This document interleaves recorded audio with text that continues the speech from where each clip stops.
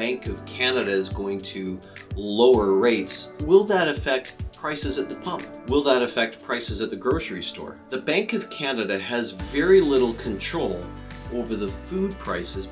This past winter has been especially brutal for the BC wine community, and many wineries may not even survive. We can also expect that BC wine production is going to be hurt over the next 5 to almost 10, maybe even longer years, because many orchards have lost acres of vines. So based on the supply and demand of wine, we can expect to see the price of BC wine dramatically increase. That has nothing to do with what the Bank of Canada is doing in their policy. Not only is supply and demand an effect on food prices from food sources, we have seen other drought situations create shortages in foods that are grown in California or Mexico.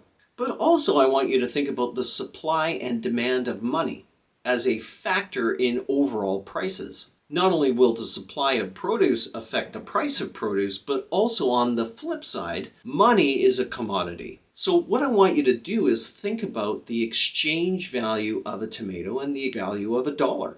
If you have 10 tomatoes and $10, hypothetically, that's going to be $1 per tomato if the demand is there. If people want to act and see value in the tomato, then they're going to exchange their money for those tomatoes. If you have 20 tomatoes and $10, then the price of those tomatoes is going to be 50 cents. So we need to think about money as being a commodity, a medium of exchange, but also a commodity of exchange. So as we think about housing prices and food prices, the supply of money will also dictate the price of things. So it's not corporate greed, as some politicians may suggest, that are driving up food prices. Again, supply and demand works on both sides of the equation, both in terms of money and in terms of produce. So can you expect food prices to come down with the Bank of Canada lowering interest rates? We're not really going to see that as much. There's already a lot of money flowing through the system and will continue to put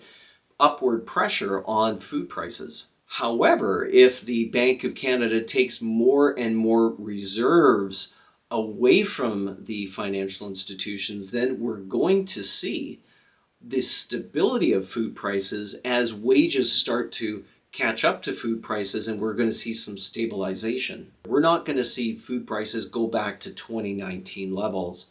We're not going to see gas probably go back to 2019 levels unless we start producing way more resources that the amount of money that's now flowing in the system will be able to be exchanged for.